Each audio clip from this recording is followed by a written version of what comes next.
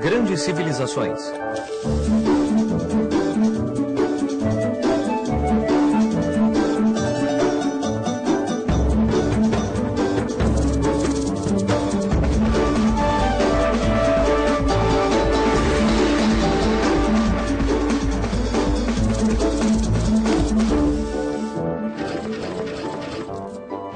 Mesopotâmia, primeira parte. Se qualquer um de nós quiser saber sobre a própria vida, podemos começar a olhar para trás e relembrar nossas histórias. Era uma vez um pequeno bebezinho. E a partir disso, podemos aprender sobre nossas vidas. Mas para saber realmente quem somos, precisamos saber de onde viemos. Por isso, talvez, nós devamos começar com as histórias dos nossos pais. Era uma vez os meus pais. Isso nos daria um pouco mais de informação, saber o que os nossos pais foram e de onde vieram.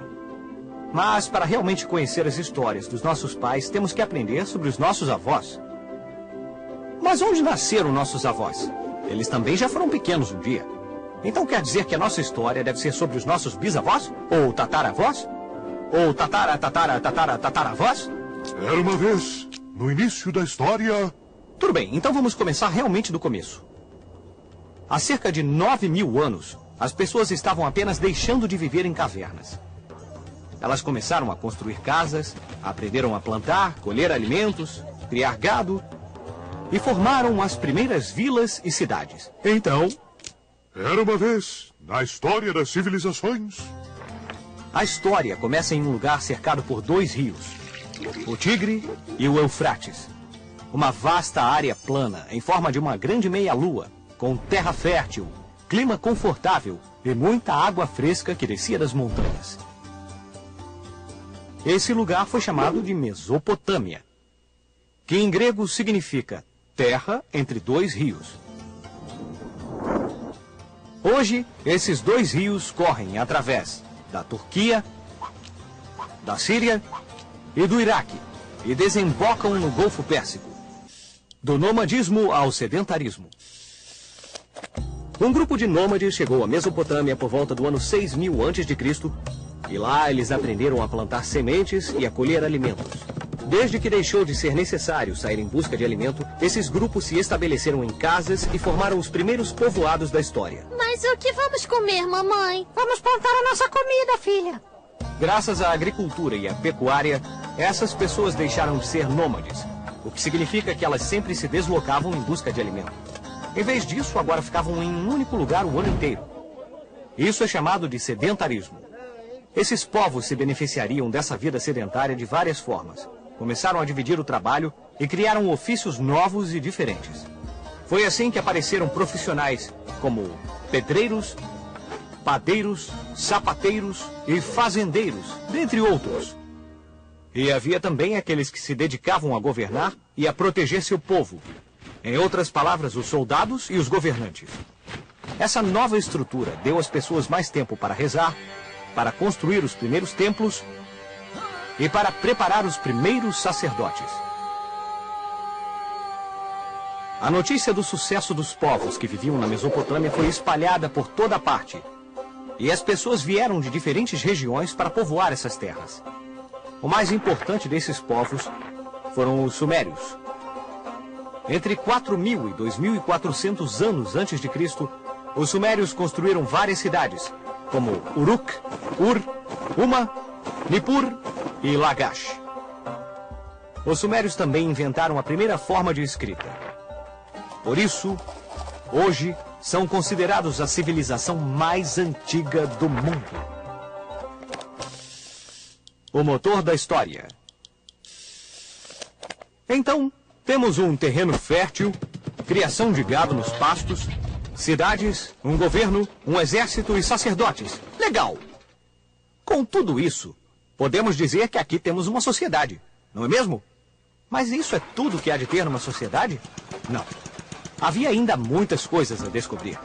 Naquele momento, os sumérios estavam aperfeiçoando as técnicas de pecuária e de agricultura, e logo começaram a produzir mais alimentos do que precisavam. Tendo todos os alimentos, as pessoas tinham mais tempo para trabalhar em outras coisas, como a plantação de outros produtos. Então, rapidamente, produziram mais do que o necessário. Então, o que eles faziam com tudo que sobrava? Eles vendiam a outros povos, em troca de dinheiro ou de outros produtos que eles não tinham. Esse foi o princípio do comércio. Além disso, os sumérios foram os primeiros a usar a roda para o transporte. Isso os ajudou a chegar a terras muito distantes com cargas pesadas de mercadorias. Os comerciantes precisavam contar tudo o que compravam e vendiam. Assim, as primeiras formas de matemática foram desenvolvidas. Os sumérios contavam usando as falanges dos dedos. Vamos ver como. 1, 2, 3, 4, 5, 6, 7, 8, 9, 10, 11, 12. É isso aí. Cada vez que uma mão estava concluída, um dedo da outra mão se levantava. Um sumério poderia contar até 60 com as mãos. Esta forma de contagem foi chamada de sistema sexagimal. E apesar de milhares de anos terem se passado, nós ainda usamos esse sistema. Por exemplo, dividimos a hora em 60 minutos, 1 minuto em 60 segundos e o ano em 12 meses. A Idade do Ferro. O desenvolvimento do comércio criou muita riqueza. E a acumulação de riqueza gerou muito poder. Mas o comércio não era a única maneira de obter riquezas e poder. Não estou indo para o comércio pelo dinheiro. Eu estou indo tomá-lo para mim. Invadir territórios e tomar a riqueza dos outros foram a causa das primeiras guerras. Ao longo dos séculos, os povos que tinham os melhores exércitos eram os únicos que poderiam ter as maiores riquezas. Exércitos poderosos poderiam tomar à força tudo que estava a seu alcance, especialmente ouro, prata e outros metais preciosos. Esses invasores também capturavam os habitantes dos povoados invadidos, forçando-os a trabalhar como escravos. O invasor, como era conhecido o rei Sargão, conduzia o povo da Acádia. Sob o comando desse rei ambicioso, os acádios desceram das montanhas do norte da Mesopotâmia e até o ano 2370 a.C. conseguiram conquistar todas as cidades sumérias. Foi assim que Sargão foi o primeiro rei na história a criar um império. Eu ganhei! Eu sou o maior! Mas os herdeiros de Sargão morreram. O império ruiu e as terras foram divididas ao longo dos séculos. Até que vieram os assírios. Eles formaram um exército incrivelmente poderoso por volta do ano 1000 a.C. e conseguiram conquistar e controlar toda a região. Os assírios tinham carros de guerra incríveis e um exército de infantaria e cavalaria. Mas a maior vantagem foi quando eles aprenderam a fazer armas de ferro, que eram mais fortes e mais poderosas do que todas as armas de bronze. Isso deu aos assírios uma enorme vantagem. Vamos usar nossa bússola do tempo para descobrir mais sobre a história das ferramentas. O Homo habilis, que significa homem habilidoso, surgiu na África há cerca de 2 milhões de anos. Esse ancestral dos seres humanos foi o primeiro a fazer ferramentas de paus e pedras. Era o início da Idade da Pedra. 1 milhão de anos depois, o Homo habilis tinha evoluído para o Homo erectus, que significa homem ereto. Os Homo erectus fizeram as melhores ferramentas, construíram abrigos simples e aprenderam a usar o fogo. Há apenas 15 mil anos, arcos e flechas com pontas feitas de ossos ou pedras foram usados pela primeira vez. Em seguida, as primeiras ferramentas e armas de metal foram fabricadas na Mesopotâmia há cerca de 7 mil anos. Elas eram feitas a partir de um metal flexível chamado cobre. Há cerca de 5 mil anos, os habitantes da Mesopotâmia descobriram que se derretessem o cobre em fornos e o misturassem com um outro metal flexível chamado estanho, eles poderiam fazer um metal muito mais forte. Senhoras e senhores, esse era o início da Idade do Bronze. Mas não terminou por aí, porque a natureza ofereceu um metal muito mais forte, chamado de ferro. Porém, era preciso temperaturas muito altas a fim de transformá-lo em qualquer coisa. E ninguém naquela época sabia como fazer isso. As pessoas descobriram, por acaso, uma técnica para derreter o ferro há 3 mil anos. Com essa descoberta, fizeram armas mais fortes e ferramentas mais eficientes. A Idade do Ferro tinha chegado. Mesopotâmia, segunda parte. Palavras são levadas pelo vento. Mas se você escrevesse essas palavras, então elas teriam alguma permanência. Escrever é uma maneira de colocar os pensamentos e ideias de forma concreta. Quando você escreve alguma coisa, isso fica para alguém ler. É a escrita dos povos antigos que dá a melhor imagem aos historiadores sobre os pensamentos e ideias desses povos que viveram há muito tempo. O conceito desenvolvido de escrita serviu para registrar os modos de vida e expressar ideias e pensamentos. Os mesopotâmicos antigos não tinham papel para escrever, então usavam certos minerais misturados com água para fazer argila, que colocavam em moldes. Enquanto a argila estava mole, era possível escrever sobre ela. Em seguida, era cozida em fornos e ficava dura, tornando permanente o que estava escrito. As marcas sobre esses tabletes de argila eram feitas com cunhas, cuneus em latim, ou pregos. Por isso, esse tipo de escrita foi chamada de cuneiforme. No ano 1792 a.C., um rei chamado Hammurabi uniu o reino da Babilônia e decidiu que as leis tinham que ser não apenas escritas, mas gravadas em pedra. Ele pensou que se as leis estivessem acessíveis para todo mundo ler, as pessoas seriam mais capazes de compreendê-las e de determinar se alguém era culpado ou inocente. Uma enorme pedra de basalto foi gravada com 282 leis. Essas leis deveriam ser seguidas por todos no reino. Esse foi o primeiro código de leis da história. O princípio básico do código de Hammurabi foi uma tentativa de fazer tudo com justiça. Se uma pessoa prejudicasse alguém, ela seria punida com o mesmo crime que cometeu. Em outras palavras, olho por olho, dente por dente. Babilônia, cidade eterna. Além do tamanho, a Babilônia ultrapassa em esplendor qualquer cidade do mundo conhecida até hoje. Isso foi o que o grande viajante Heródoto de Halicarnasso disse em 450 a.C., quando chegou à Babilônia. Heródoto foi um grego que viveu no século V a.C. e é considerado o primeiro historiador do mundo. A antiga cidade de Babilônia foi o lar de uma das 7 maravilhas do mundo antigo. Vários jardins foram construídos nas paredes, de forma que pareciam estar flutuando no ar quando vistos de longe. Essa maravilha foi chamada de os Jardins Suspensos da Babilônia. A lenda diz que os maravilhosos jardins adornados com plantas exóticas foram construídos pelo grande rei Nabucodonosor II. Sim, eu fiz isso em homenagem à minha esposa, que queria lembranças das flores de sua infância. Nabucodonosor II viveu há cerca de 600 anos antes de Cristo e herdou o grande reino da Babilônia de seu pai, que havia derrubado os assírios e conseguido a independência da Babilônia. Nabucodonosor II também conquistou a Judéia e Jerusalém. Por isso é que ele era retratado como um homem muito cruel na Bíblia. Mas foi graças ao reinado de Nabucodonosor que a Babilônia se tornou uma cidade linda e maravilhosa, conhecida como a Pérola da Mesopotâmia. Na Mesopotâmia, os deuses eram adorados em templos chamados zigurates. Havia um enorme zigurate na Babilônia, e dizem que ele tinha uma torre de 90 metros de altura que parecia subir aos céus.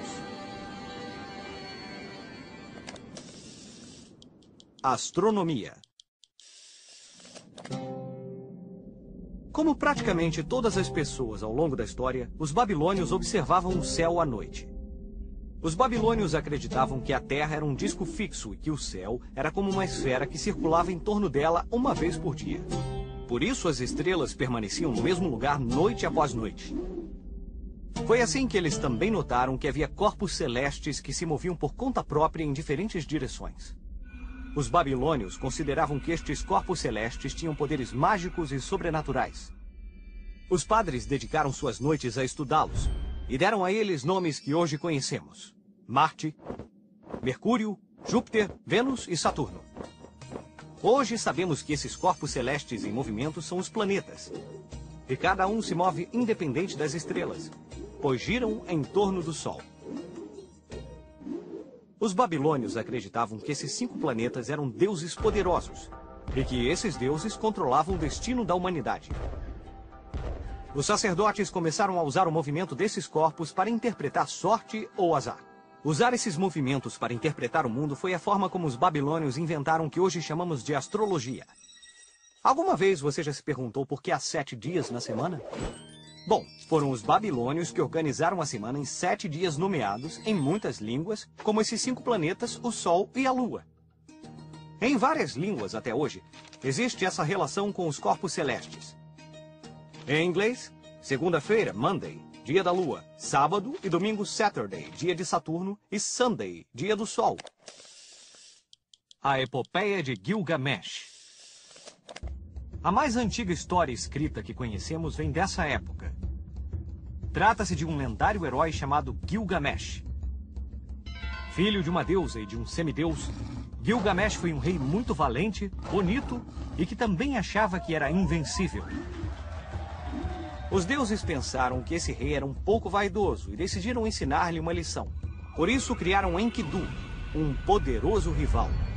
Gilgamesh e Enkidu disputavam batalhas épicas, mas como nenhum conseguia vencer, decidiram que se fossem amigos teriam muito menos trabalho do que se lutassem.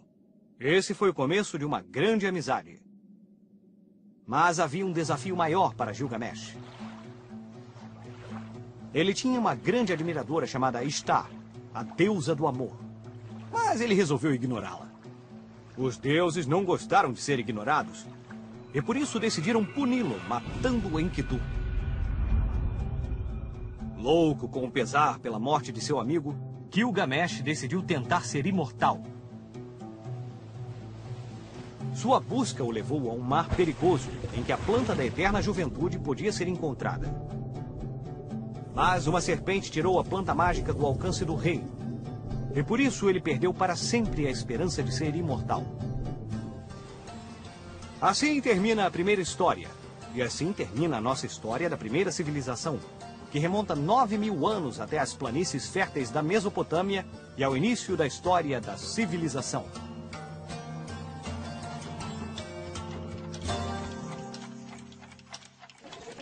Vamos usar nossa bússola do tempo para descobrir mais sobre as pirâmides. Se olharmos para os antigos templos da Mesopotâmia, podemos ver que eles têm uma forma que é muito familiar a nós. Uma pirâmide. Mas não foram os egípcios que construíram as pirâmides? Sim, as pirâmides mais famosas são no Egito. Mas muitas outras civilizações construíram templos com essa forma.